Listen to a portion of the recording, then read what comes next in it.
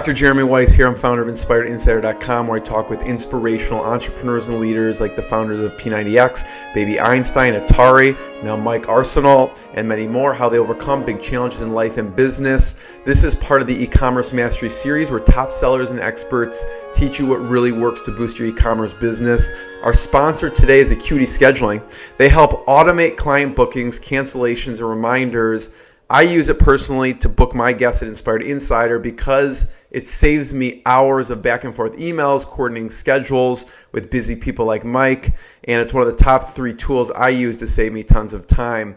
Today we have Mike Arsenault. He's co-founder of Rejoiner.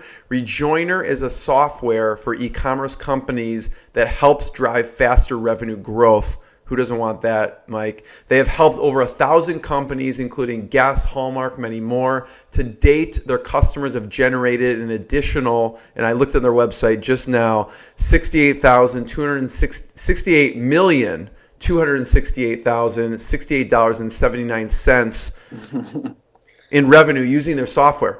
And Mike's going to talk about how that is an actual real number and where that's hooked into. They have a strong value proposition that I noticed when I go on their site. It says, done, and I know that you've thought hard about this, done with you service by a team of e-commerce email marketing experts with a guaranteed ROI every month. Mike, thanks for joining me. Thanks for having me. I'm excited to be here. We could break down this introduction for the whole interview about the messaging and the dollar. So tell us what that's hooked into, because you're like, that's a real number when I read it to you before. So that revenue counter on our site is basically hooked into our database. And on an hourly basis, we aggregate the attributable revenue from the campaigns that we run, and it tallies on our site. And that's pretty cool, because I feel like a lot of those counters that you see on other software sites they're just like spinning. It's the same number every time when you go back. It looks cool, but it's just like, right. It's just spinning it. So tell people, how have people generated this with your software? What are people doing that's working? Right. So we are, the software itself is we refer to it as a lifecycle email solution. Yeah, I noticed that. I'm like, tell us what that means, lifecycle email solution. Right. So pretty much every relationship that an e-commerce company has with an individual customer has a life cycle, has a beginning and an end. And engagement kind of increases over time as customers come back to your site, make their first purchase, make their second, third, fourth. Hopefully they become a loyal customer. But fortunately for most businesses, that engagement peaks at some point. And engagement when does that peak? Starts to trail off. Well, it's different for every business and it's different for every customer. And so what our software is designed to do is recognize where customers are at in the life cycle and trigger communications, email in this case, which are relevant to that customer based on where they are in the customer life cycle. So are they a new customer? Are they an existing customer? Are they a dormant customer? Have they lapsed? And they're all different campaigns that you can run throughout the life cycle. Yeah. So can you break down one individual customer case study and what that looked like in the beginning, middle, and end, and what different campaigns get shot out that you found worked? Yeah, absolutely. So let's use an example here. We've got a customer who's they're a big pet, they're a pharmacy for pets, right? And there's like 10 or 11 of these who are licensed on the internet. It's a very small group of businesses who can sell this kind of these pharmacy products for animals. And so they would come to us typically and they would say, well, we've got this problem. We think we've got a shopping cart abandonment problem on our site. Customers are starting transactions, but they're not finishing them. And so oftentimes new customers will start with us solving that specific problem. So we'll run what's called a shopping cart abandonment campaign. So they're using something else maybe, or nothing at all? It's usually nothing, but they're typically measuring the problem in some sort of other analytics tool. So typically Google Analytics. So they can see that they've got 1 million customers who start the checkout process every month but don't complete it, but they don't really have any idea what's going on in between. I see. So that's one that typically we start with. And then after we launch a successful cart abandonment campaign, we usually expand into one of two places. Either potentially a welcome series for customers who are purchasing for the first time. That's another one. Or another big opportunity is what we call a win-back campaign, which targets customers who haven't been back to your site to purchase in quite a while. Mm-hmm. And we try to really hone in on what are the typical reorder periods. Yeah. Like how long does it take a first-time customer to make their second purchase? Right. And once we establish that baseline, let's say it's 32 days, we know that a win-back campaign should be triggered at day 33 for any customer who hasn't made their purchase by then. So what does it turn out to be for like the pet? What's if someone's in the pet space, what's the typical like reorder? That's a great business model because every product that they sell is consumable, and they know the typical consumption period for every SKU on the site. Yeah. And so even in the product names, it's a 30-day supply, 60-day supply, 90-day supply. So that gives us a lot of great data to be able to trigger reorder campaigns that are relevant for that particular customer. It's like, I wear contact lenses and I get a reorder email usually within the exact week that I run out of contact lenses. Right. And it's completely frictionless where I just have to click through that email. Right. And there it is. There's my order. I just have to click buy. And that's the experience. They got you. Yeah, they got those people should be on Rejoiner. Yeah, exactly. And so what about what works well with the welcome series that you found? Because I'm sure people go in and just put whatever they want. What's worked well with your expertise, because you see it across a bunch of different industries? Yeah, welcome series is really cool because actually it capitalizes on real quick, Mike. Your call, just the mic keeps hitting that, so I just want to make sure I hear you. So I don't know if you want to like unzip it a little bit, or zip it up. Yeah, exactly. So go on. Yeah, so the welcome series. Yeah, so it's cool because it capitalizes on this idea of recency, which is actually that the most likely customer to make a second purchase is the one who just made their first purchase. Mm-hmm. And the likelihood of that goes down as every day goes by after that first purchase is made. Which may be counterintuitive, maybe saying like people think, well, I don't want to bother this person, right? But you're saying the opposite. Right. I'm saying the opposite, yeah. It's actually, that's the moment you should be asking for the second sale. And so that's really what a welcome series is. So tell me what that looks like. It's like, you just purchased, buy this. Right. So we use it as an opportunity to do two things. The first one is to try to reduce any buyer's remorse that could be present. And so it's about telling the story of the company that they just purchased from. What's their unique value proposition? Yeah. What are the benefits? Why should this person be like super psyched that they just made a purchase from you? Tell that story. Yeah. What's the best story you heard? Because people are bad about telling their story too. What have you coached someone through, or what's the best one that someone on your platform uses that we should look as a model? I think it's usually that they forget that making a human connection is the most important part of it. So tell the story, tell their story. Like if they're the founder of the company and they started this really cool e-commerce business, like why are they not sharing that with their customers? And so the way that can sometimes manifest is like we'll do like a letter from a founder where it's like, hey, my name's Jeremy. I founded this really cool e-commerce business. Here's my story. Here's why I do this. This is what motivates me. This is what's really cool about our company. And it's a really powerful way to connect with people who just bought with you from you for the first time. Yeah, and you live that because you have a letter from the founder on your site, which I read. Yeah, right. Yeah. So tell me about you for a second. I want to get into the welcome story, but I also want to circle back to why you created Rejoiner. And so now's as good a time as any. What's your story? Why did you end up creating Rejoiner? Sure.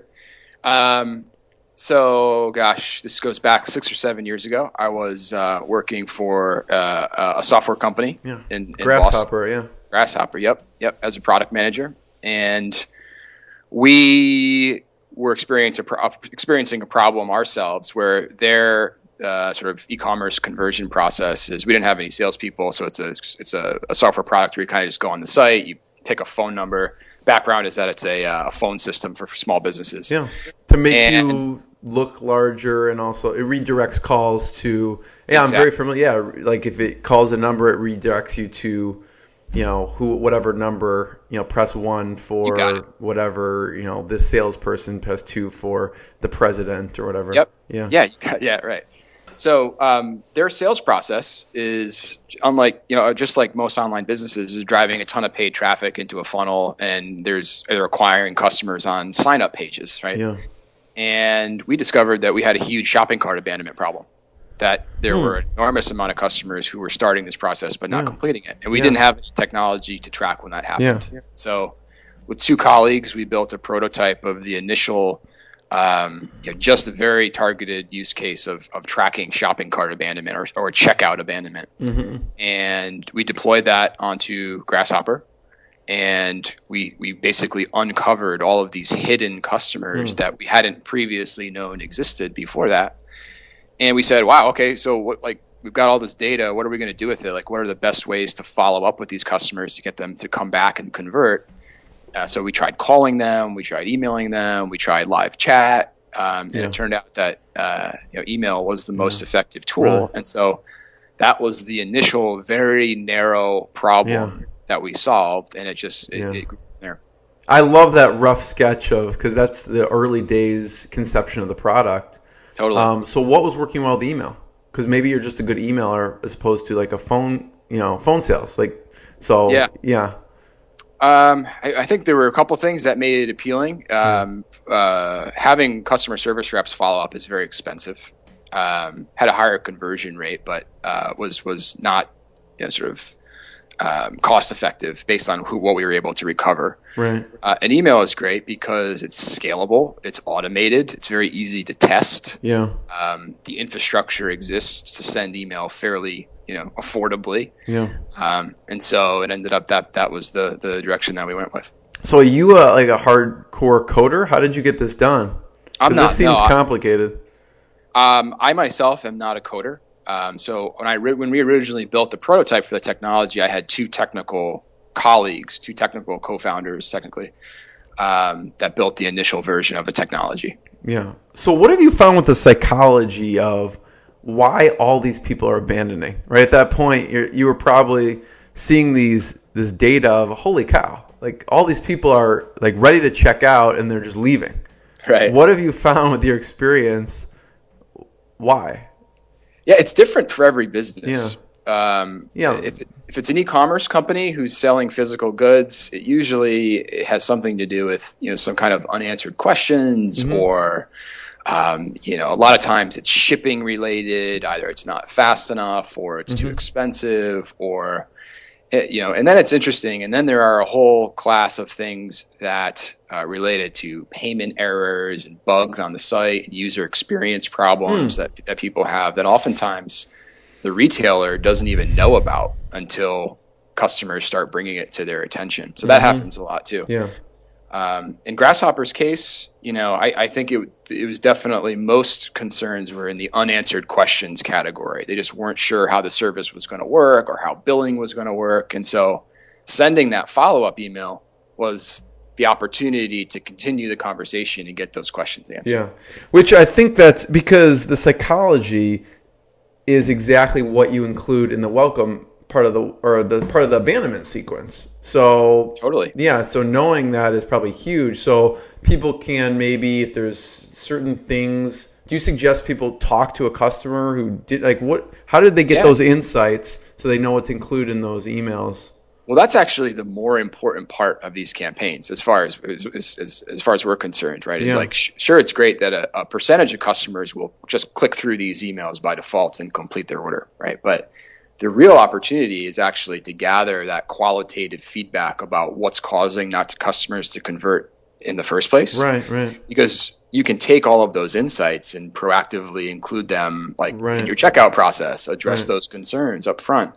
And really the best way that we've found to gather those insights is just to ask. So that first email that you send is usually very customer service focused. Well, was there a problem? How can we help you?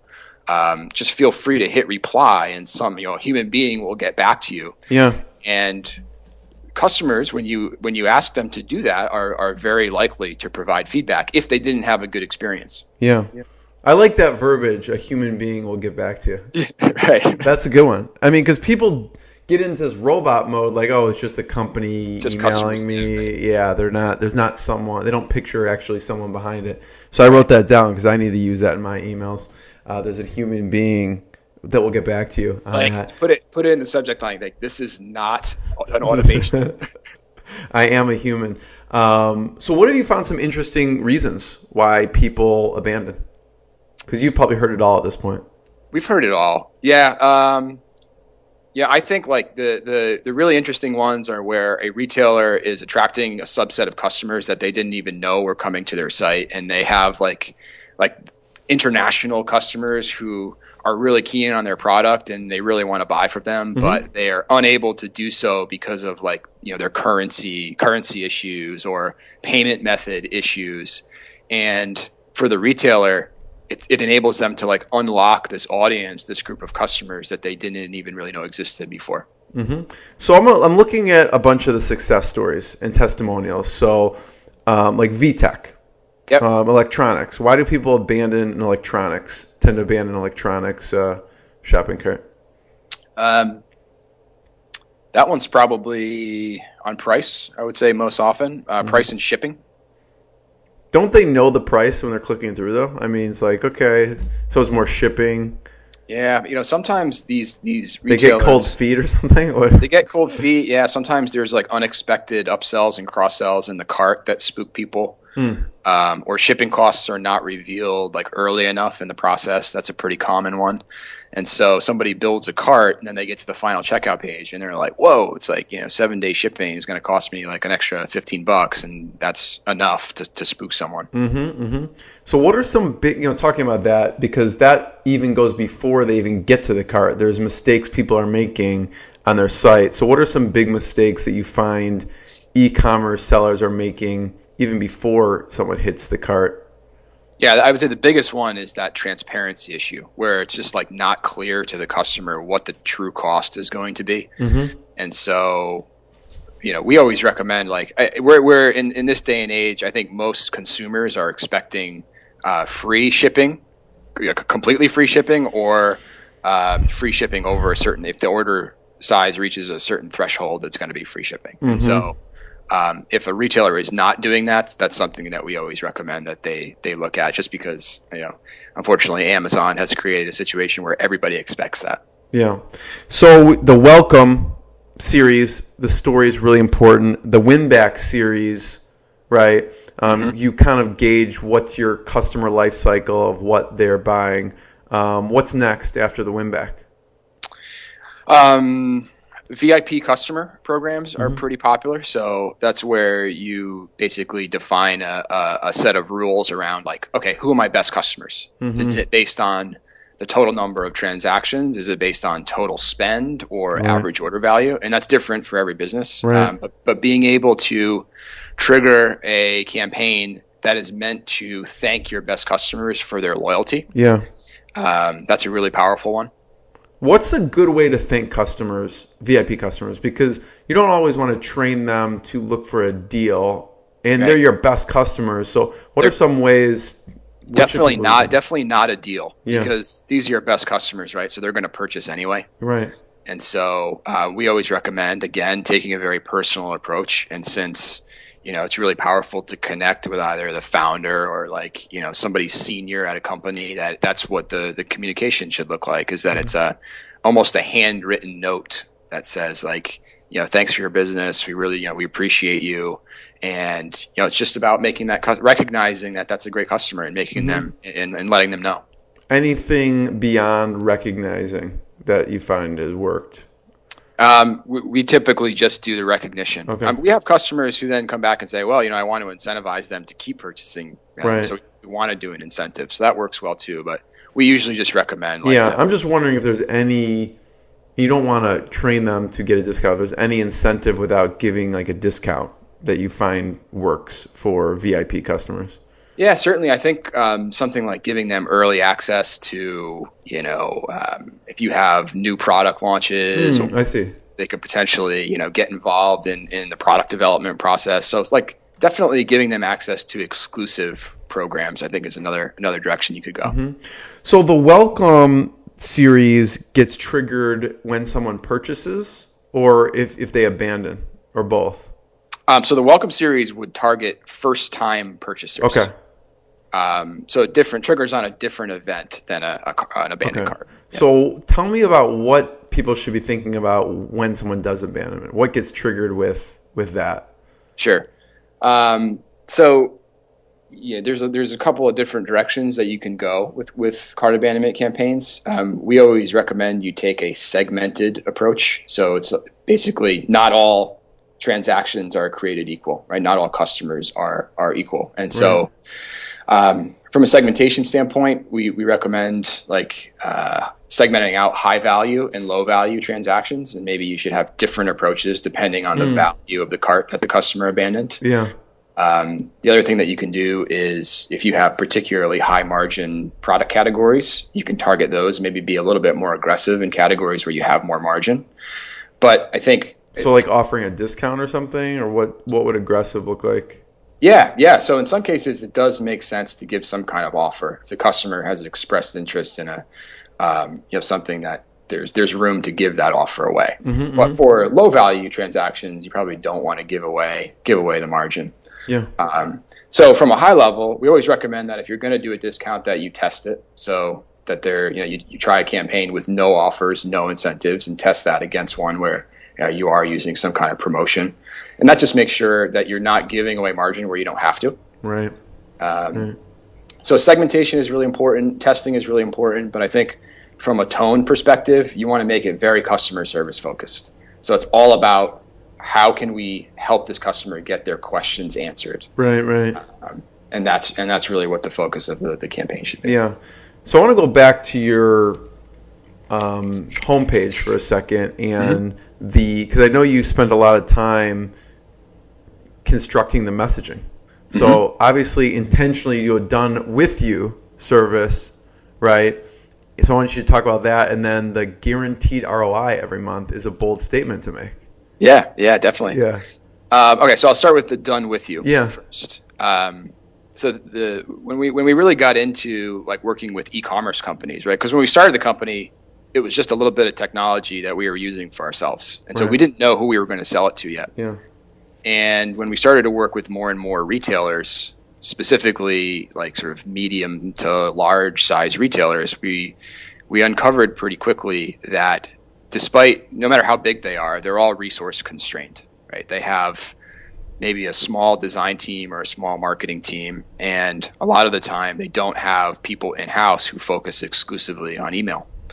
And email is kind of its own beast, right? Because it's a little tricky from a development standpoint, from a design standpoint. There are different constraints based on different email clients. There's a lot that goes into it. And the niche that we found worked really well for us was to say that we're not only going to provide the software, but we're also going to provide all of these services on the back end to help you execute on email creative.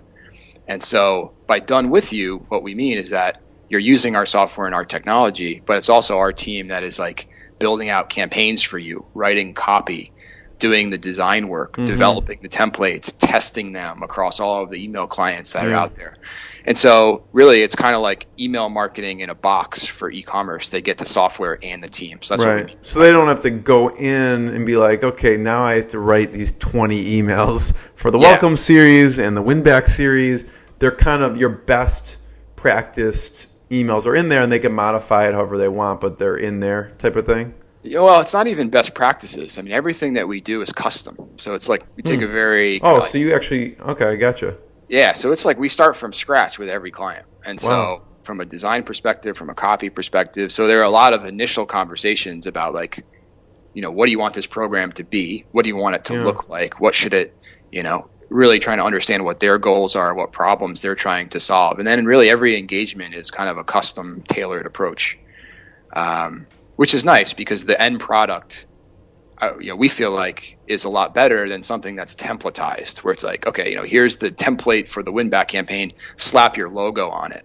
It's much different than that. You get a much more custom end product. I'm surprised you have as much hair as you do, because this sounds like a real stressful situation. Customizing all this, I think I pull my hair out because everyone has different thoughts, and you may also think, well, this is what's worked, even though someone may. Do you get pushback from people? Yeah, absolutely. But that's the cool part about it, is that it's a collaborative process, right? And so they're working with us because we know what we're doing, right? Right. So oftentimes, whatever a client wants to do, we either have very strong data to either back it up or say, hey, that's not the right direction. Yeah. So what's the biggest mistake that someone made because they didn't listen to you? Because obviously in the end, they're going to do what they want to do. And you're probably talking to founders or entrepreneurs who are, used to making those decisions. So I want to hear about like a horror story. And then they came back like, okay, Mike, you were right on this. Yeah. Well, I can tell you the most common one. Okay. It's actually fairly frequent is they say, well, we don't actually need any of those services. We just want the software and we're going to design the emails. We're going to develop them ourselves. And in that case, they're often asking for some kind of reduced rate because they're like, okay, we just want we know how to do this. We don't need all this hand holding. Yeah, exactly. And then so one of two things usually happens, right? They'll usually launch their first campaign and there'll be some kind of, like weird usability thing with their emails where it's like not rendering an Outlook or Gmail correctly, or customers can't click on certain things. And so like it usually, the technical gotchas with developing email are what usually go wrong when somebody tries to DIY, because it's just like so tricky across all of the clients and devices and rendering engines that are out there. It's just really tricky to do HTML email well these days. And so usually it's a technical problem first. And then the second thing is that they have great intentions when they sort of ask for that, like, okay, we're going to dedicate a lot of internal resources to building this program out. But then it's usually they develop one campaign and they're like, well, like our designer has a list of 30 other things they need to do. So like, we're never going to get to this. And so the program never becomes what they hope it does, right. What they hoped it would. And so like lack of resources and lack of specifically technical expertise around developing email are two things that usually get people. So can people use the service for themselves, or do they have to bring the team on to actually do that? Because I could see the success of they're going to blame the software, instead of themselves for not executing on the software. So do you even allow people on the software to do that? In rare cases, we do. So really not common. Yeah, not common. So you say this isn't for you, you need a different solution. Exactly. Yeah, for us, the most important thing for a great client engagement is that they actually find value in the collaboration, that we're not just a technology vendor, right. That they're working with us as a trusted advisor, and they value our the expertise that we bring. Yeah. So how do you decide on price point? Because this seems really labor intensive for your team to do this. Yeah, I mean, if you look at our prices, like you actually get a great deal for the price, but a lot of people come to that pricing page and they're like, "Whoa, a couple $1,000 a month! Like that's a big number." I think the starting plan is $1,000 a month, right? Yep. Yeah, so we break down our pricing based on a few different dimensions. It's basically what part of the customer lifecycle you want to target, whether or not you want... I see. So the 1,000 is the recover, so it's more the lifecycle of the cart abandonment. Pre-purchase stuff, cart abandonment, and then the retain package is all of the post-purchase campaigns that we've talked about. Okay, and so then you can do both with the optimize add-on? Exactly, yeah. Okay. And so that add-on is that our team will proactively A/B test all your campaigns for you. And so again, on your homepage, you say it's guaranteed ROI. So tell me about how you guarantee the ROI. Yeah. So the guarantee comes in the fact that there's no annual contract. So it's a month-to-month service. And so basically, if you're not happy with the return, you can cancel. No questions asked. The other way that we do that is in the first 30 days, we've got like a 30-day money-back guarantee where we'll do all the work to get your first campaign set up, do the creative, integrate our software on your site, and then if for any reason during that first 30 days you can opt out, again, no questions asked. Yeah. So who is this good for? Because obviously, if someone's having 10 people come to their site, it's going to be hard to recoup that. Yeah. What level business is good to use Rejoiner? For an e-commerce company, there's a threshold, I think, in terms of traffic is really the important thing. So we usually say it's 5,000 or 6,000 unique visitors per month. For an abandonment campaign specifically, there needs to be at least a little bit of traffic moving through your checkout flow. For sure. And so that's typically the threshold that we use. But we have clients who are doing less than that, but maybe they have particularly high value customers, right? So in that case, it's worth it for them. Or very targeted traffic, and yeah. So I want to talk a little about your background, how this came to be with Rejoiner. And I peppered you on questions about welcome campaigns. But so a couple of fun facts, and most people may not know about you, Mike. Even it's not even in your letter from the founder on your site, is you're a kayak fisherman, which is interesting. Did you just grow up with this, or? Well, I just love fishing in general. So I've got the kayak. Where are you from originally? I'm from Rhode Island. Rhode Island, okay. Yep, and I live in Rhode Island now. I live in a town in southern Rhode Island called Newport, and the fishing is great here. So yeah, I try to get out in the water as much as I can. So growing up, what did you want to do when you grew up? That's a good question. I always had very strong entrepreneurial tendencies. You did? Yep. From your parents? Yep. Both my parents are entrepreneurs. So what kind of business were they in? So my mom runs a very successful consulting practice, and my dad started essentially a school and residency program for people with who are developmentally disabled. Really? Yep. Oh wow, that's amazing. Yep. And so they've both. What was his background to start a school like that?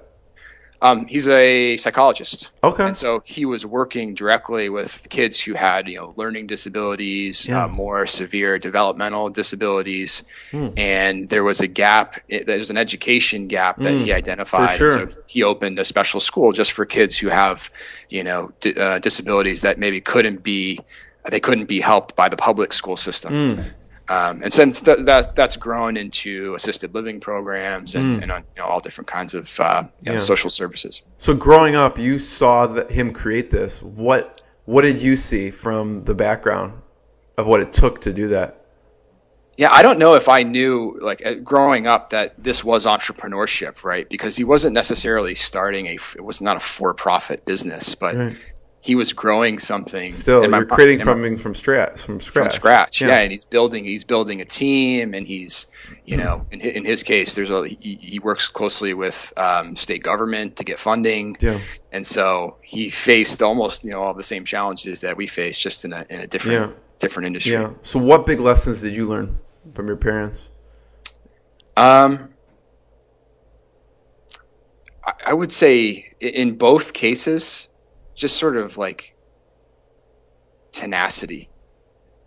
They've both been building the same business, both their respective businesses, for 25 years.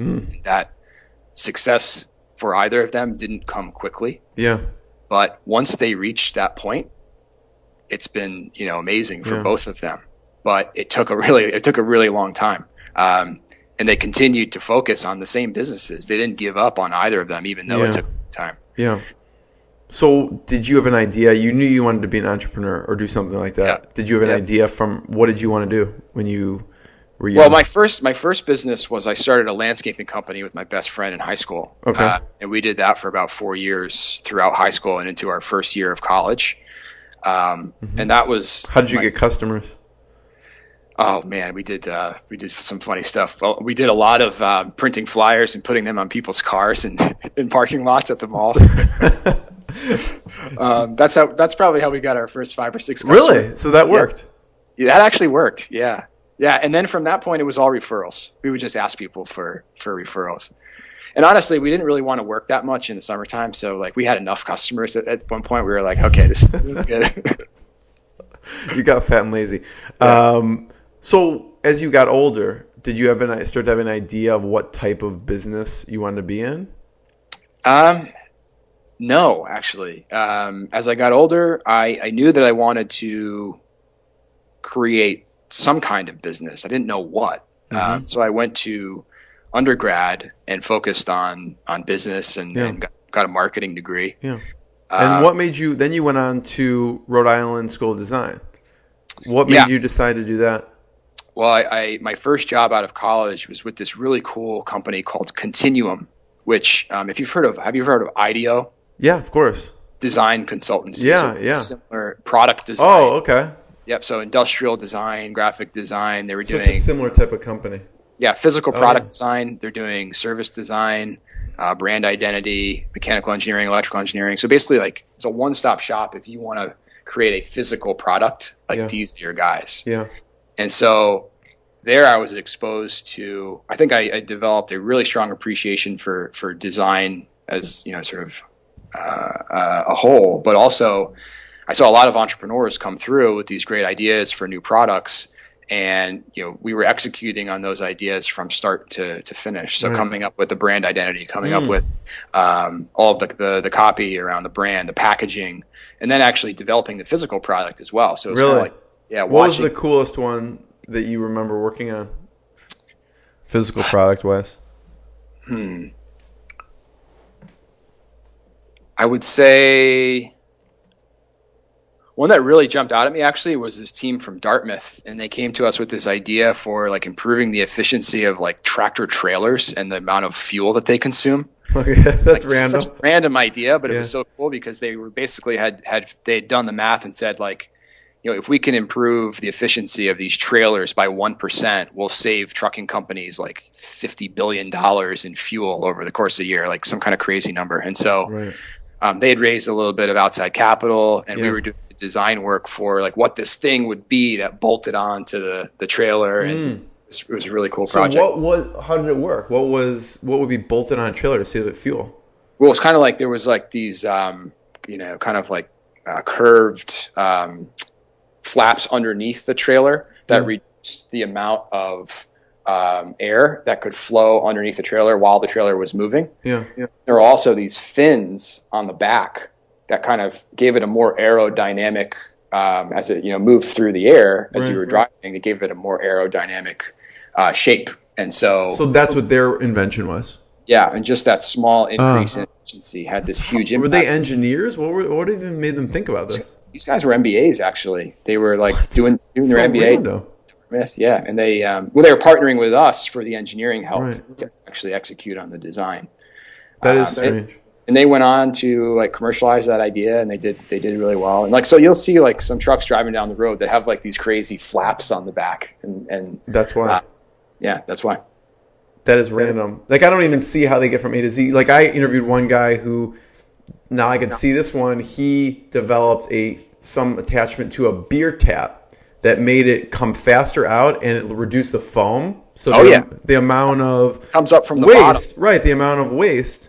So I could see, like, he just standing in line waiting for a beer, and it was taking too long. So I could see, like, the need there. I don't see where these MBA people got to the efficiency of a tractor, but whatever. Yeah. That was a funny one. I mean, but we were working in so many different spaces, like the medical space. We were working in, what was a cool medical product? Because I could see you going ADD, entrepreneur, with this thing. You're seeing all these ideas. I think the coolest medical one that came through while I was there was it's a product called the Omnipod. Okay. And it's for people with diabetes. And when you have diabetes, you have to give yourself insulin, between 1 and 4 times a day, depending on the severity of your diabetes. Yeah. And it's a really tedious process to inject yourself with a needle that many times per day. Horrible. Sounds horrible. Yeah. So what this product was a little pod that actually sticks, to your side. I've seen those. Yeah. It delivers the insulin like intravenously in an automated way throughout the day. It like syncs with your phone. So it's measuring your blood glucose, and it's also delivering. That's amazing. Insulin. It was like, and really you guys helped the product for this. On that one, they did and I wasn't on the engineering team by any means, but like they literally designed the guts of the device. Wow. They did the industrial design for what this thing looks like. There were huge discussions about the adhesive, like, because it has to stick on you for 7 days, and you have to be able to shower with it, and it's got to be able to stay on. So they did, pretty much from start to finish. So I could see you staying there for decades, right? Yeah. It's really intellectually stimulating, and you're working on different projects. What made you decide to leave? Yeah, I knew. So at the time, I was working on I was working in marketing and business development for them, and so I was helping with the sales process. I was helping with sort of the online marketing of the company, like doing the website, writing case studies. And I'm just like a junior guy at this point, right? I'm just out of college. You were doing a lot of the technical side of things for like the site. Marketing perspective. Right. Yeah. And so I knew that was where I wanted to go deeper. That's what you liked. And I really was interested in software development. Yeah. And so an opportunity came up at Grasshopper where this was, again, a really cool entrepreneurial story, which kind of attracted me to them. It's two guys from Babson, young guys who'd created this amazingly successful business with no outside capital, and they're like growing it right outside of Boston. And they've got this great team. And so I was like, this is a pretty cool opportunity. This would be a great way to learn more about building a software product and how to get it to they were serving a market that I was interested in, which was sort of SMB, small businesses, and medium size. Yep. And they're doing this with online marketing. That's it. And there's no sales team. And so their business model was very interesting. Their story was very interesting. And I felt like they had just done this crazy thing where they had changed the name from Got Vmail to Grasshopper, and they sent out like 100,000 chocolate covered grasshoppers to all these people. So like, I'm like, these guys are crazy. Like, I gotta like check this out. Yeah, I want to hear about what you learned there. And somehow they made a phone system sexy. I mean, somehow they made it intriguing and exciting, because I heard about it many, many times and looked at it. Why would I have heard of a phone routing system? They just did a fantastic job. Marketing. They really did. And I think the brilliance, the brilliant moment is when they decided that they were going to make their phone system synonymous with the word entrepreneur. And this was the phone system for entrepreneurs. An entrepreneur is that's kind of an aspirational word for a lot of people. And so when somebody has decided, they've made the decision, I'm going to become an entrepreneur, and they buy their domain, they name the company, they get business cards, and they also get a toll-free number from Grasshopper. So they became part of that. They tried to position themselves as part of that, the first 5 or 6 things you do as an entrepreneur. And that was really powerful for them. Yeah. So what lessons did you learn working at Grasshopper? I mean, that was my education in building software products from start to finish. They gave me an amazing opportunity. I was part of this team called Grasshopper Labs, which was basically an R&D group within the company. You seem to pick up these cool jobs throughout your career. Totally random. It was just like, but our charter was to create other software products outside of the phone system that would sell into the same market. Yeah. And so the first one I worked on was called Chargeify. I've definitely heard of it. That's a standalone product. I didn't even realize that it came from Grasshopper. Yep. They went on to raise money from Mark Cuban, and they're doing really well. And that team has grown, and it's an awesome product. I mean, it's like in the same space as like Stripe and Braintree and that kind of thing. So what did it look like early on? What did Chargeify look like? Well, I mean, the problem that we were solving is that the billing system we had built for Grasshopper was like totally crazy, and we had to like roll our own billing system. And so the initial idea was we're going to build a billing system that could power Grasshopper, but make it completely accessible to third-party developers. And so they don't have to do all these integrations with payment gateways and build out the ability to track usage and different subscription plans. And so basically we built the billing system that we wish we had. So it's a subscription billing system, right? It is, but it can handle like metered billing and all different, all of these edge cases that we had with Grasshopper, and it's got some customer management tools and reporting and analytics. Excuse me. So it's turned into this amazingly robust product for recurring billing. And then Spreadable was another? Spreadable was, that was the second product that I worked on. And that was, again, spurred by an insight that we had sort of uncovered that like 60% of the signups that we got on a monthly basis were coming from word of mouth, from referrals of our existing customers. And so we said, how can we build a technology product that encourages that behavior? Right. So it was kind of like a really simple widget for people to share either via email or social media, kind of like if you're familiar with Add This, like it's a sharing tool. Okay. And so basically it allowed our customers to share an offer with somebody that they knew and get basically there was an incentive for them to share and an incentive for the other person to sign up. Yeah. And we tried to productize that idea and sell it to other businesses. Yeah. I ask about it because not everything works as well as Chargify or Grasshopper. No. And in the parentheses, you have Deadpool on your LinkedIn. Yeah.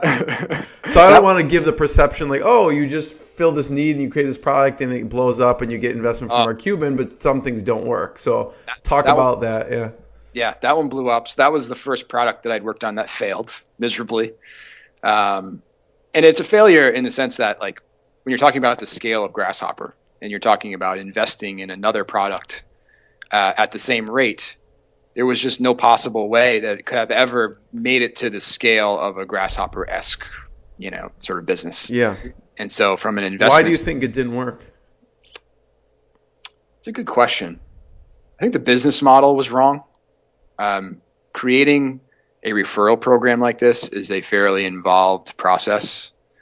And we were trying to sell the software just like we sell Grasshopper, which is completely self-serve for $20 a month. Right. And I definitely think that Spreadable, and actually other businesses have proven this, it's more of an enterprise level, not enterprise, but like it's not a $20 a month product. It might be a $2,000 or $3,000 a month product that requires more like Rejoiner, more of a collaborative approach, different customer. But that's hindsight's 2020. So were you going to RISD while you were working at Grasshopper? Yes. You were? Yes. Okay. Yeah, so I did continuing ed at RISD while I was at Continuum and then continued to do it at Grasshopper. Wow. Yeah, so I was just taking coursework that I thought was interesting. Right. Like brand strategy. Because that's one of the top ones in the country, right, for design and... Yeah. I mean, a lot of... it's really been in the spotlight recently because like the founders of Airbnb are RISD grads. They did industrial design degrees at RISD. Yeah. So, I mean, it's a great school. So what was a big learning from there? Because I know like some entrepreneurs are on the other side of the spectrum, like don't go to school, just learn from hard knocks and start a company. And obviously there's value in going to and doing that. So what did you learn from RISD? Yeah, I think it just further reinforced my appreciation for design and being detail oriented. And I think my favorite course I took there was actually one on brand strategy and what are the facets of creating a brand from positioning to your unique value proposition. And then my favorite part of it is like the visual design of a brand. How does that manifest in what a brand looks like and what it stands for? Yeah. So what do you mean by that visual design of a brand? So like actually like when you like go to rejoiner.com, like there's a lot of decisions that were made about the visual look and feel, the typography, the look of the logo, the color scheme. Yeah. So all of the elements that make up what you feel when you experience a brand. And that's the part that really got me excited. Yeah. I mean, I could tell a lot of thought went into the site.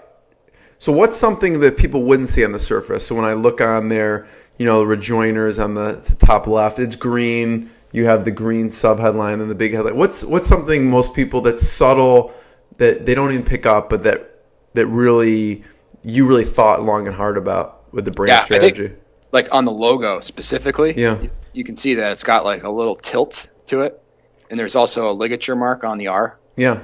Tell me about that. Yeah. So really the thinking behind that is that we wanted it to feel like it was always in continuous motion because of what our software does is always in continuous motion. It's automated. It's always moving. And so subconsciously we wanted the logo to communicate something like that. So I don't know if we were successful, but that was the thinking behind it. Well, so when you're at Grasshopper now, I mean, you created this pane, there was a pane there, and that's when kind of the seed of Rejoiner. Mm-hmm. So why did they say, okay, Mike, stay on Grasshopper and we're going to launch this Rejoiner thing as a separate company? Yeah, it was a tricky scenario where we had developed this technology while we were working there. Yeah. We had deployed it on Grasshopper. Right. As the first user. Right. And we had to convince them essentially to say, because you sign a non-invention agreement that basically says anything you create while you work for us is ours. Right. On top of the fact that they were using it. And so we had to go to them. Tell me how you convinced them. Yes. Well, in our case, I think the key part of the discussion was that it's part of their DNA. It's part of the Grasshopper brand that they are empowering entrepreneurs, encouraging entrepreneurs. And we were able to go to them and say, like, hey, we really want to take a shot at commercializing this. Yeah. Can you let us out of the non-invention agreement that we signed? Yeah. And like they were totally into it. They were like, go for it. And so it really wasn't a big deal. We made it a big deal internally, but when we actually went to them and said, hey, here's what we want to do. It's just because of their culture that it wasn't that big of a deal. Not a big deal at all. Yeah, because I could see it being a big deal, even with someone whose culture it is, because they're like, okay, they're thinking we have these great people, and if this becomes successful, they're now going to leave. They're going to leave our company. Yep. But I think besides the monetary aspect of, they created it on company time or whatever, but they're going to lose you as an employee. Yeah, but I think the unique. So how'd that discussion go when you went to them? Well, the unique thing about those guys is that actually that they would consider that a success. If someone learned enough to go out and feel confident enough to start their own thing, then, that's, I think they would feel successful in that, wow, like we've built an organization where somebody felt like they could take away enough from what they were doing on a day-to-day basis to go take a shot at this. Right. And they've encouraged other people, not just myself. There are a lot of other entrepreneurs have come out of the Grasshopper, sort of family. Yeah, I do think that's a sign of success. Like if you look at Google or whatever, how many, people have created separate companies from coming out of that culture. Yeah. But I can see from the company standpoint, it's like we don't want to lose Mike. Also, right. Well, and I think the other thing is like when those stories go out and people tell the stories about what it's like working there, it's a very powerful recruiting tool. Yeah. And people who have entrepreneurial aspirations or that culture, they attract those people, appeals to them. It's like, wow, this is the place for me. So tell me, how long were you working on it once you started Rejoiner while you were at Grasshopper, and then you decided, okay, like we got a flight on our own? Yeah, it was probably a year and a half where we worked on it nights and weekends. Yeah, kind of tuned things and tried to get the experience right and launched the initial version of the application. And so it's a perfect scenario. I mean, you have like a big pain and you have a customer there in Grasshopper. Yep. And they're still a customer. Right. So it was a year and a half. Yeah, at least. It might've been longer, but I mean, it was a long time because we're working on this, at night after work. Right. So it took a while. So what was it at that year and a half or whatever point that was that you finally decided, okay, we need to, it was a hard decision, right? It was still like barely even a product. Like I think we had, when I left my full-time job, I think we had 10 customers maybe. But we had something that zero. It's better than zero, but like we still were really far from being anywhere. So what made you decide to leave at that point? It was about focus for me because I think I was, I was working on a project at Grasshopper that was sort of all consuming. We were like developing the iPhone app for the phone system. And so I was working a ton on that and I really wasn't able to spend much time on Rejoiner stuff. And I was just like, there's really no other, there's not going to be a better time than now. So I'm just going to go for it. And so I left and then my two original partners continued to work full time. And so that created a whole another set of problems that I was now going full force and they were still having the same time constraint issues. Right. So how do you navigate that? Yeah. Not well because they're no longer with the company, but, created a whole set of problems around, you have a person who is dedicating everything they have to something. And then you have, two other guys who, it's hard for them to, especially given their, home situations and they have families and they have young kids and they can't. It's a scary thing to just make that leap. Exactly. Yep. Yeah, exactly. And that ended up unfortunately breaking up the original founding team was that issue, was that based on their circumstances and our sort of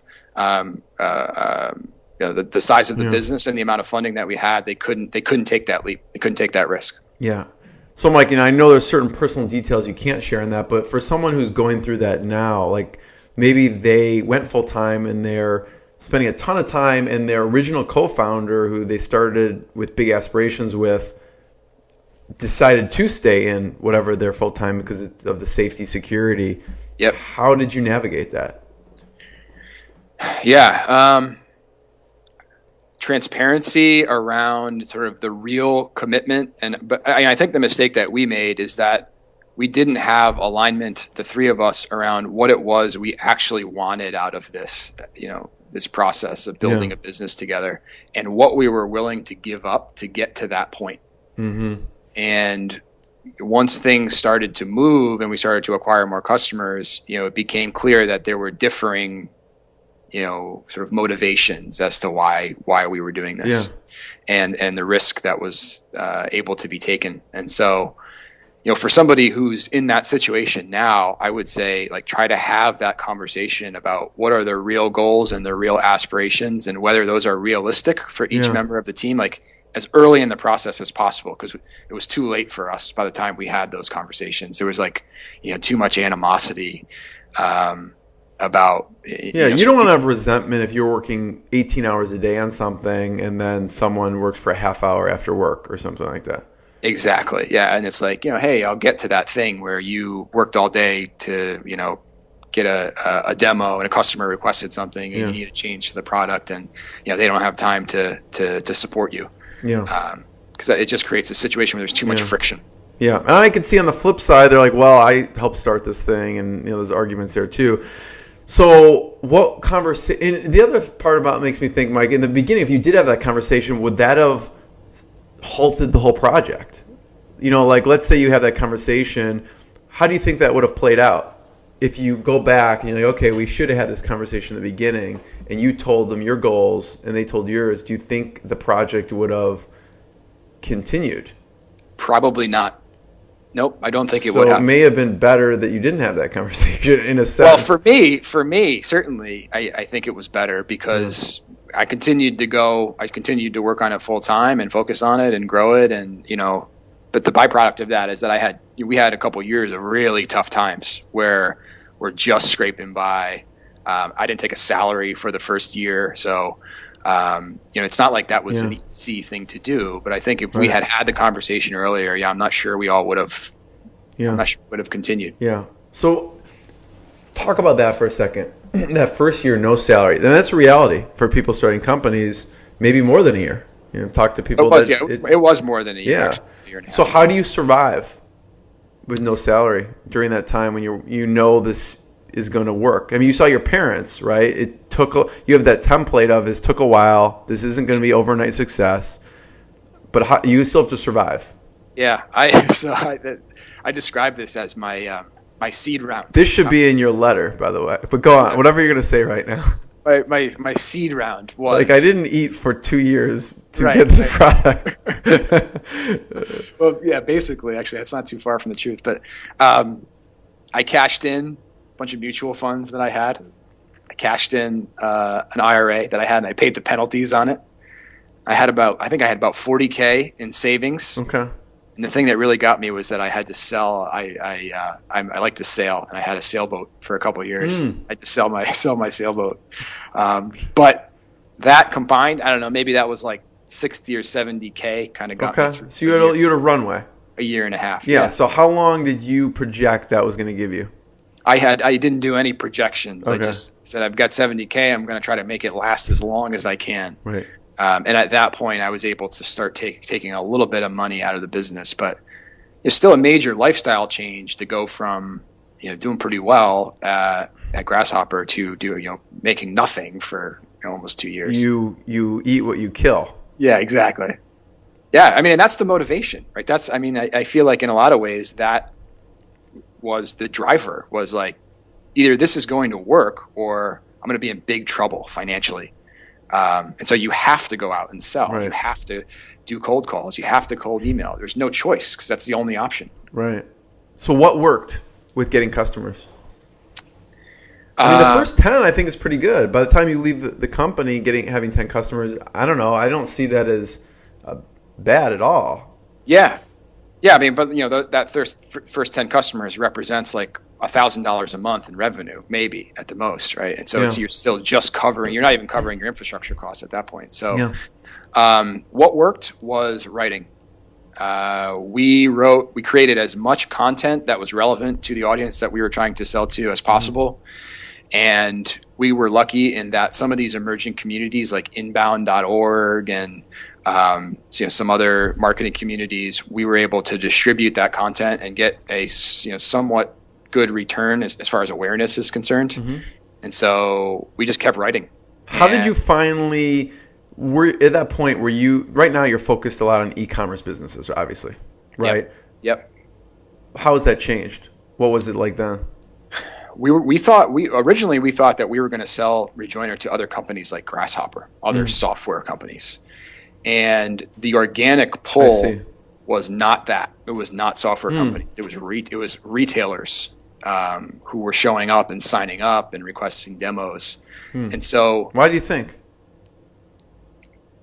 Because I could see the SaaS. Okay, it's a recurring. If they get someone, it's definitely worth it because they have that recurring customer. Yeah. Why do you think that pull was for e-commerce? Two reasons. I think retailers are more likely to be tracking that problem on a day-to-day basis. So it's more the problem is more tangible. Like from a revenue perspective, they can see the revenue that they're losing every day. Yeah. And the other thing is that the issue that we ran into with software companies early on is that basically if they had a team of developers, they would look at the solution and be like, oh, we could build that. I see. And so rather than try to convince them otherwise, we decided to double down on the market that was sort of more inherently, what we were doing was resonating with them more inherently. Yeah. And we work with a lot of software companies now, but the product really had to evolve from a technical perspective and get more sophisticated to the point where it wasn't something where developers felt like they could just reproduce it, in a week. Yeah. So I want to talk about that, how the product evolved, but still go on with how you got customers. So you would reach out, you really honed in on the audience. What else worked?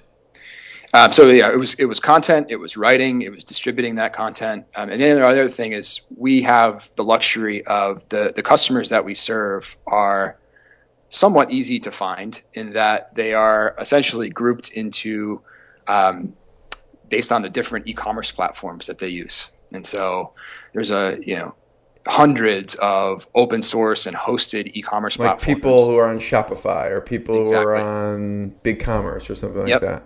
Yep. So the most important thing for us early on was to go to those platforms and try to build relationships with the folks who manage, like every one of these platforms has an app store, where it's like they have these add-ons that they can bolt on.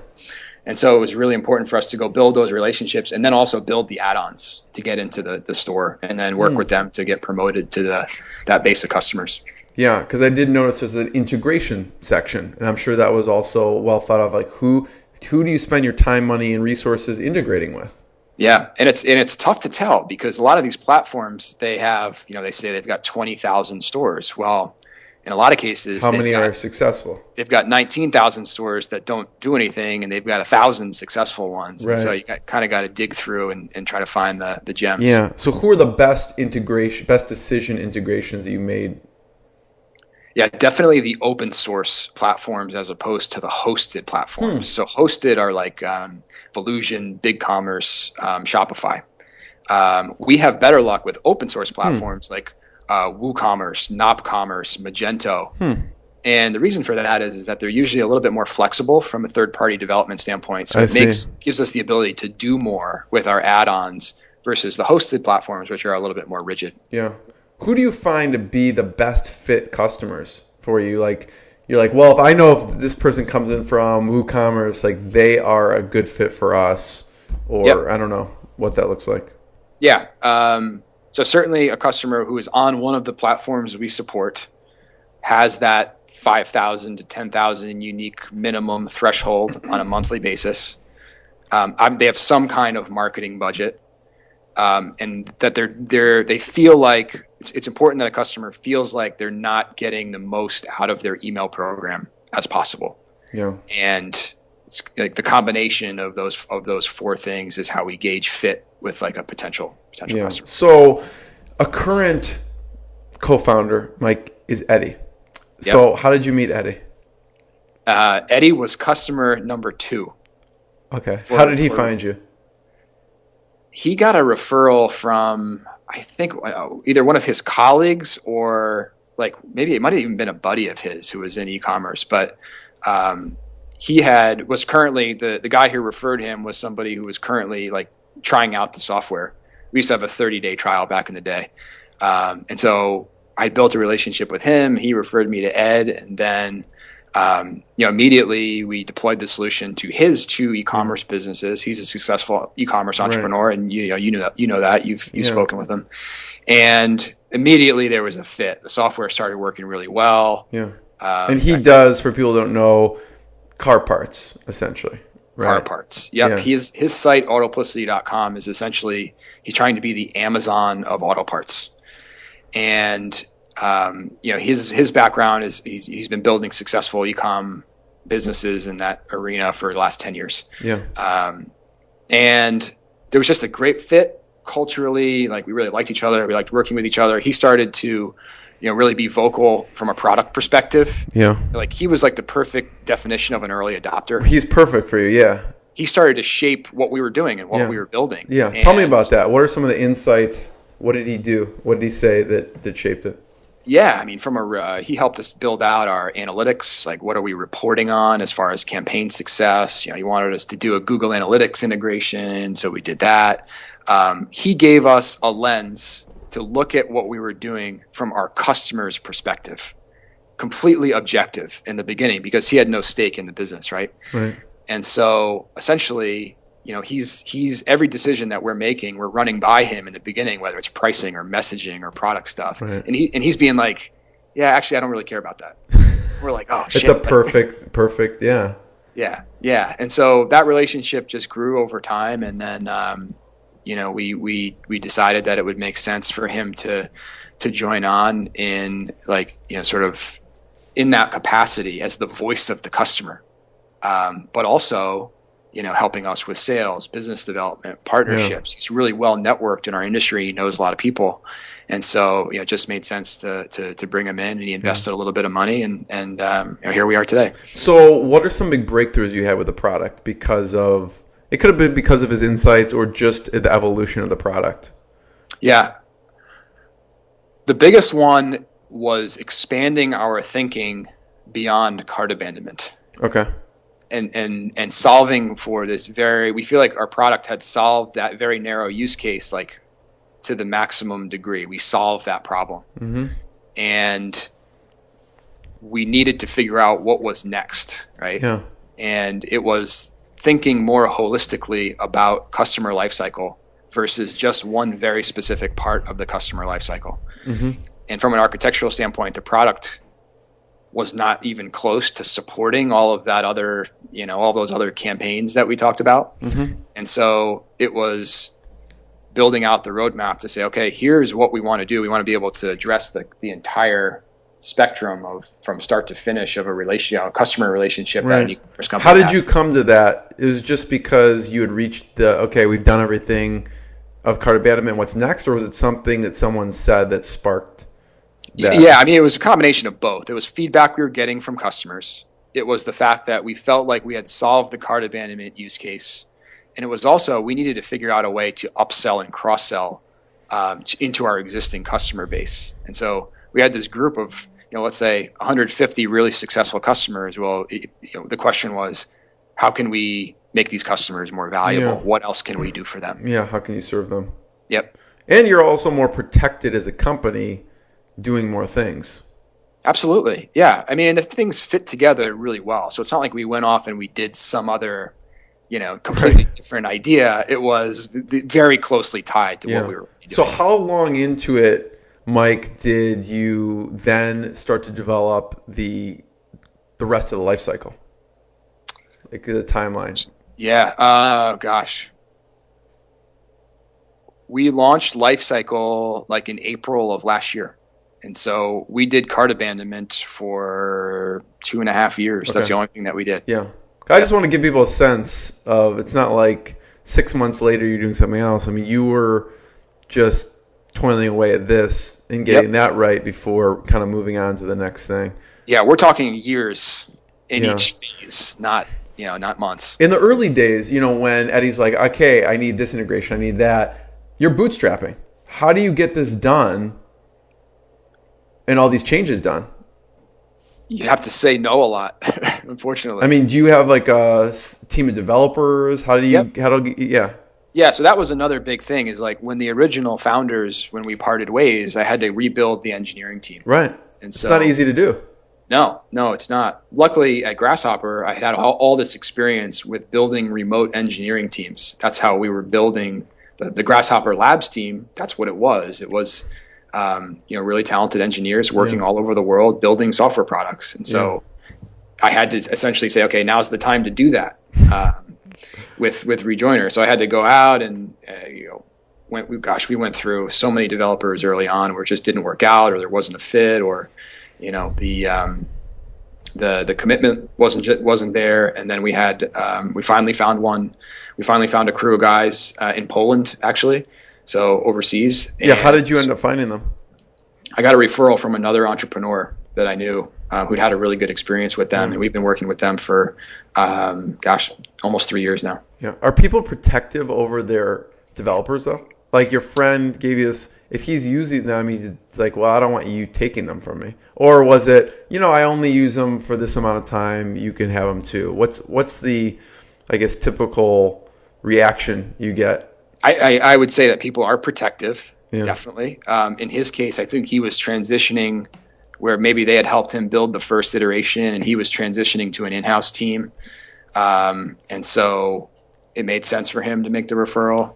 He's also just a really, really good guy. So, yeah. So other lessons, insights from Eddie that have been valuable. Yeah. Eddie is from a fundraising perspective. He's gone through that process with, and we're sort of in that process now. And he's gone through that with his other business. So that's been really valuable.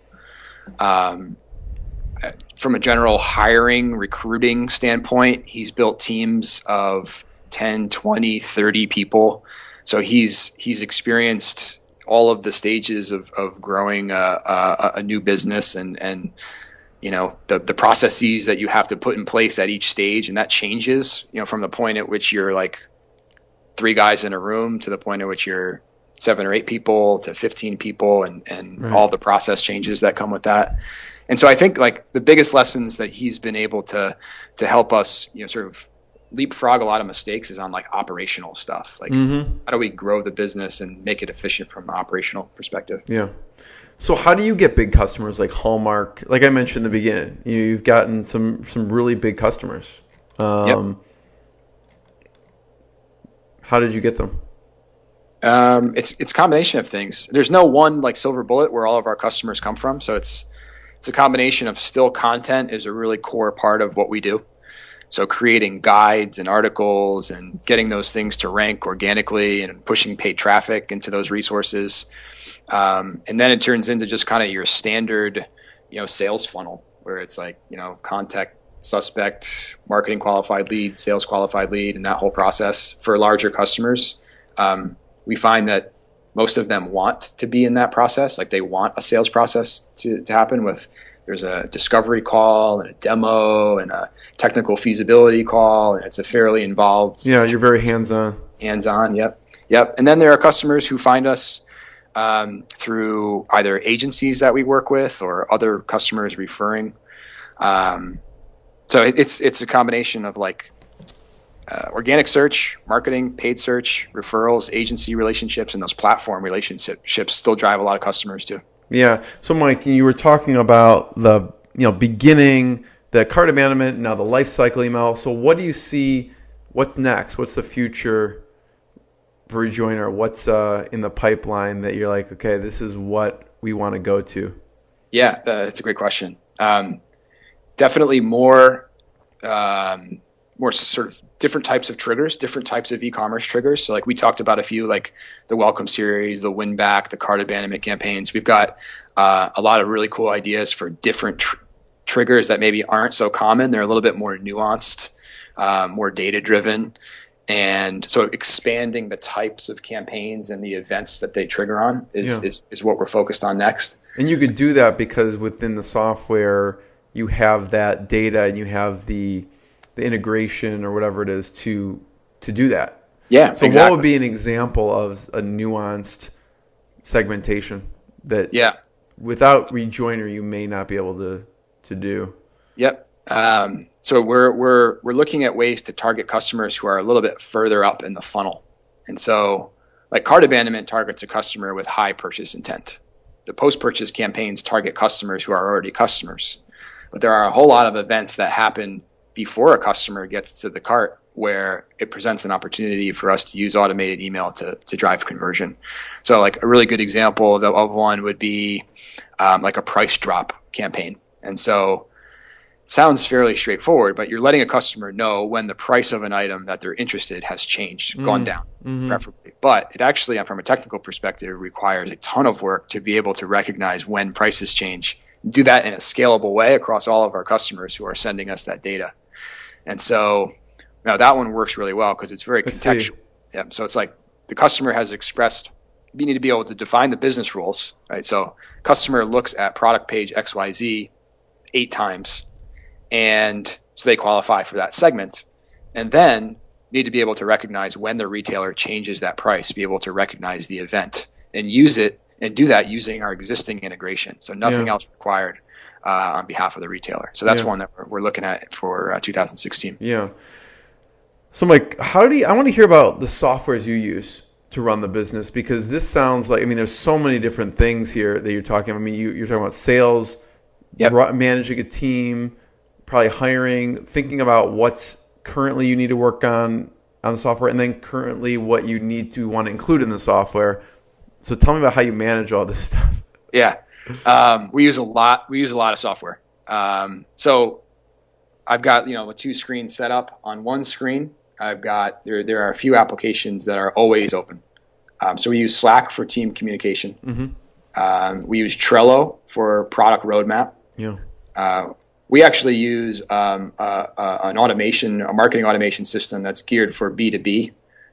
We're a marketing automation system for e-commerce, but we use one called Active Campaign. Oh yeah, sure. Which helps us with like auto responders. They're in Chicago. Yep. Yeah, we love those guys. We use Close.io for CRM. So like deal tracking and tracking what stage certain leads are at. Yeah. For client collaboration, we use Basecamp. So all of the things that we talked about, like doing design work and copywriting and those kinds of things. So that's where like the main interface for clients is taking place. And then we've got, like obviously Google Analytics. We use a tool called Attribution App, which helps us track where our marketing leads come from and figure out like where the most valuable customers are coming from. And then I'm sure there's more, but those are the ones that I'm using most of the time. I'd like to hear, because like I was mentioning in the beginning, like I really am an evangelist for things that save me time. And that's why I only have companies on like Acuity Scheduling that saves me hours and hours a week that I want other people to know about that I use. So I was wondering what yours are that save you tons of time because you're very busy. We actually, on the scheduling front, we actually just deployed a solution called TimeKit.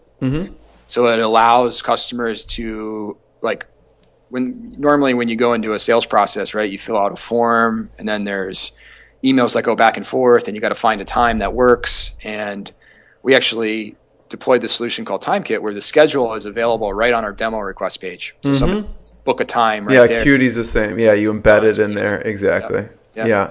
Because you have to schedule a lot of, do scheduling with clients too. And I'm sure like people are rescheduling, they're canceling, they're moving stuff. And so we wanted to like totally remove that back and forth from the process. And it's been really nice. Oh, it's huge. Yeah. So Mike, this has been awesome. So thank you so much. Thanks for having me. A couple of final questions.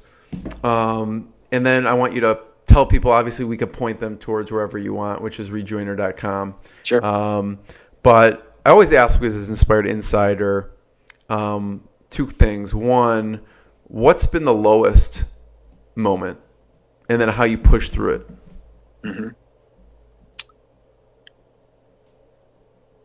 Yeah. I would say the lowest moment was in the beginning, where we had built the product, things looked promising, we had customers. On paper, we had an amazing team. And then we went out and in, sort of very typical startup fashion, we tried to do the accelerator thing. We tried to do Y Combinator, tried to do Techstars. We tried Techstars first, and we made it to the final 15 or so companies. Is this in Boston or New York? This is in Boston. Okay. Yeah. And we didn't make that one. Why do you think? We had high hopes. What's interesting is that they had the same concerns about the team that I didn't know existed yet, which was the fact that I was working full time and the other two guys weren't. And they told us that, and I was like, no, that's not an issue. They're gonna be ready soon, right? And then we also made it to the finals for Y Combinator, and we flew out to Palo Alto. We met the three of you. The three of us. Yeah. We met with like Gary Tan and Paul Buchheit, the guy who invented Gmail, and that's pretty cool. Yeah. We felt we did really well. We were like so excited, and it turns out we didn't get in there either, and so we got rejected from both. And did they give you reasons why not Y Combinator? Or did they give you feedback on the spot? What kind of feedback were they giving you on the spot? Y Combinator, the interview process is drastically different from Techstars. The interview is like 10 minutes, and they basically just pepper you with all of these really insightful questions to see how you think and to see if you really understand the opportunity that you're going after. Mm-hmm. And we had practiced for days beforehand, but you can't prepare for the questions that they're going to ask. What were some of the questions? Oh gosh, I think Gary Tan asked one where he was like, we had explained what the product does, and he goes, "What is this the Trojan horse for?" This is idea. What is it a Trojan horse for? And like what he was getting at, and you have to stop and pause and think about it. But what he's getting at is, what's the bigger idea here? Like, clearly you've built this little piece of technology that works. Like, what's the bigger vision? Mm-hmm. So how do you answer that? I don't even remember. Okay. I'm sure we just started like babbling and rambling. But anyway, so yeah, both of those things were very high points where there was a lot of excitement about the possibilities of what could happen, and also very low points when you find out that they don't think that you're the right fit. And so that's really when things started to fall apart from a co-founder perspective. Because I felt like a win in either of those would be the catalyst for the other two guys to be like, all right, this is real, like we're doing it. Right. And that didn't happen. And so it was, that I probably got lower from there, but that's really where things started to implode from a founding team perspective. Yeah. Yeah. And so on the flip side of that, Mike, what's been one of the proudest moments? Yeah. I'm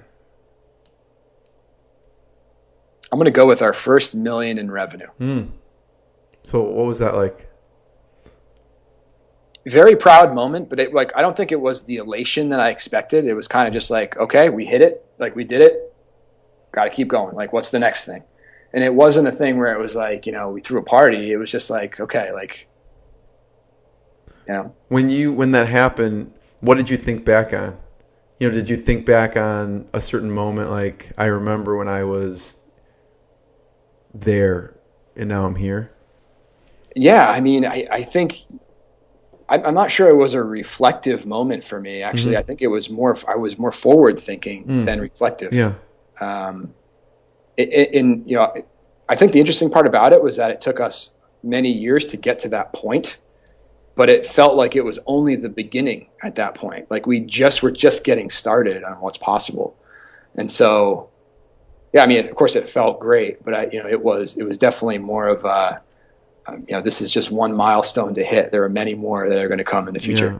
What point did you feel that the wind was I mean, you're a sailor, right? The wind was just pushing you and you were just flowing? Probably when we made when the team got to the point where we were like maybe 4 people, and we had like 3 other people besides me doing stuff. And so like our team is amazing and they're like all brilliant at what they do. And so when things started to move on their own without me having to intervene, and things like from a marketing perspective, from a sales perspective, from a design perspective, these are, our amazing team where they were bringing their own ideas and pushing this forward. And it was like, like as a founder, you're like, oh my gosh, like I can't believe these people are like, like they're helping us grow. And like, it's such a magical moment to realize that you've built a team and they're all rallied around the same goal. And it's like, I've been building this myself for 3 years. Like, what's going on? Like, we've got these great people now. Right. Yeah. I love that.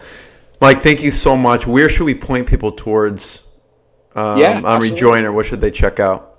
Yeah, check out rejoiner.com if you're interested in marketing automation for e-commerce, Lifecycle email. We create a lot of great content about how e-commerce companies can use email to grow their businesses faster. We've got like a really cool email gallery that we're launching, which is like we're going to basically catalog all of the great e-commerce email examples on our site for people to use for inspiration. That's going to be launching next week. Yeah. So check out our blog, and if anybody wants to email me directly, I'll put my my email address. Maybe you can put it in the show notes or something. But I'm happy to have a conversation with anybody who's interested in this stuff. Yeah, everyone go to rejoiner.com, check it out. Mike spent a long amount of time toiling over every detail, so I appreciate that. Mike, thank you so much. I really appreciate it. Thanks for having me. Cool.